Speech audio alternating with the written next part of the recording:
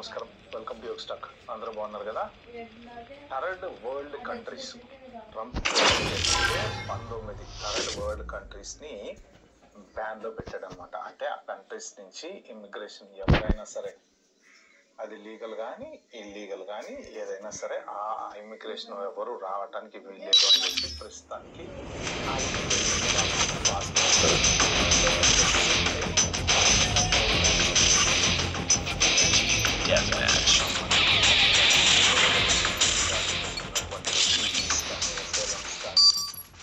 Other than ఇంకా ఏ related immigrants ఎవరైనా ఉన్నా సరే ఆ గ్రీన్ కార్డ్స్ అన్ని రివ్యూ చేస్తాము. ఒకవేళ ఆ రివ్యూలో కనుక వాళ్ళకి ఏమైనా తేడా అనిపించింది అంటే చెప్పానమాట. అయితే ఎందుకు ట్రంప్ ఇంత సీరియస్ డెసిషన్ తీసుకున్నాడు? ఒక్కటేసారి చెప్పడం అంటే నాట్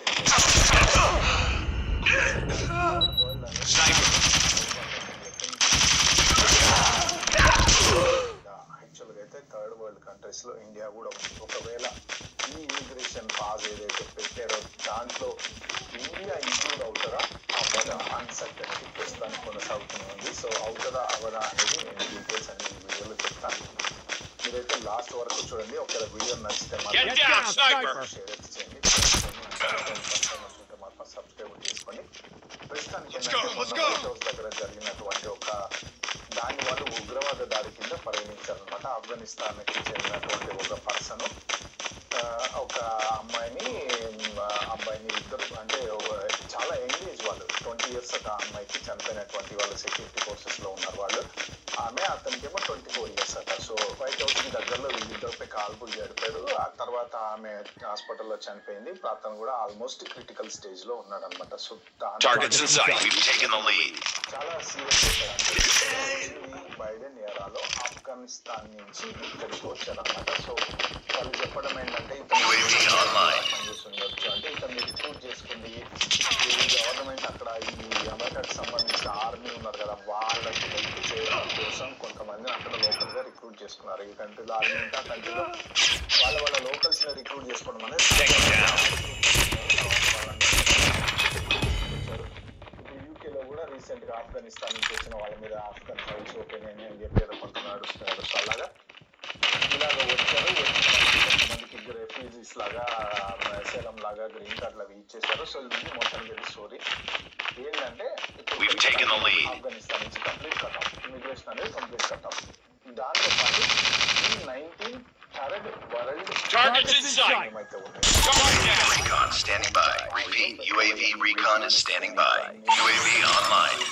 సోషల్ మీడియాలో పెట్టారనమాట. చాలా సీరియస్ తీసుకున్నారు ఈ విషయం. ఎందుకంటే అసైలమ్స్ వస్తున్నారో వాళ్ళంతా ఈ క్రిమినల్ యాక్టివిటీస్ లో ఎక్కువ ఇన్వాల్వ్ అవుతున్నారు. రీసెంట్ గా చూసుకుంటే మన ఇండియాలో ఒక తను కూడా తల నరికి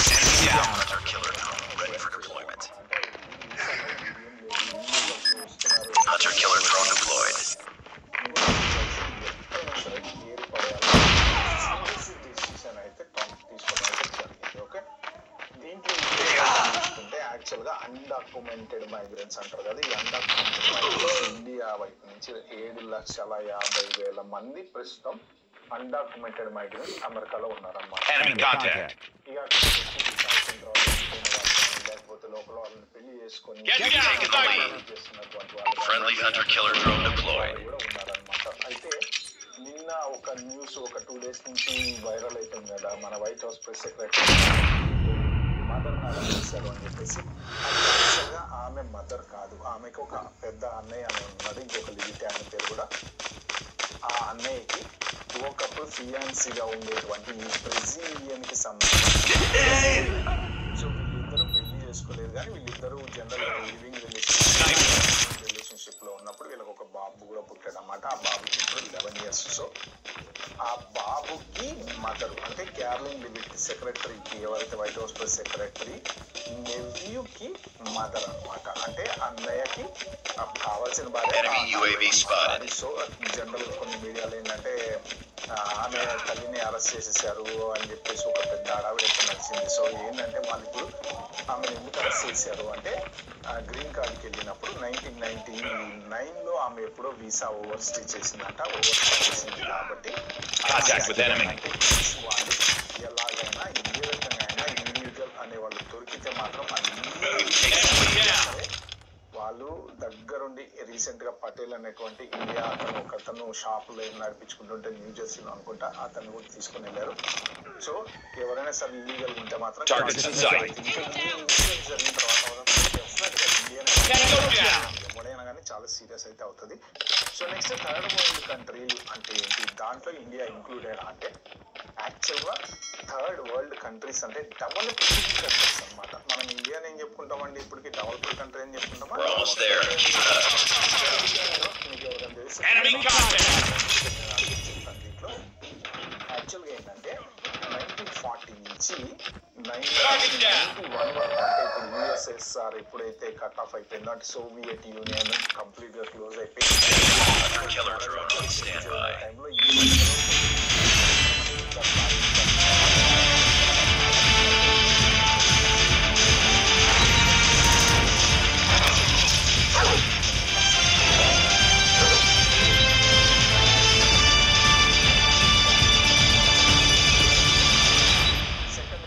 ఏంటంటే కమ్యూనిస్ట్ భావజాలం ఉన్నటువంటి దేశాలు ఏమేమైతే ఉన్నాయో చైనా, లాటిన్ అమెరికా, రష్యా, ఇలాగా వాళ్ళు సెకండ్ కంట్రీస్ కింద డివైడ్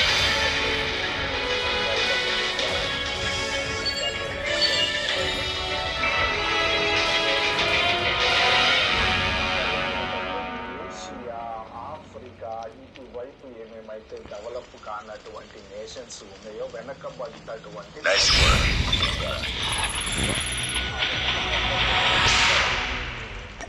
థర్డ్ వరల్డ్ నేషన్స్ కింద డిక్లేర్ చేశారు అనమాట. సో ఇప్పటికి యునైటెడ్ నేషన్స్, వరల్డ్ బ్యాంక్ వీళ్ళు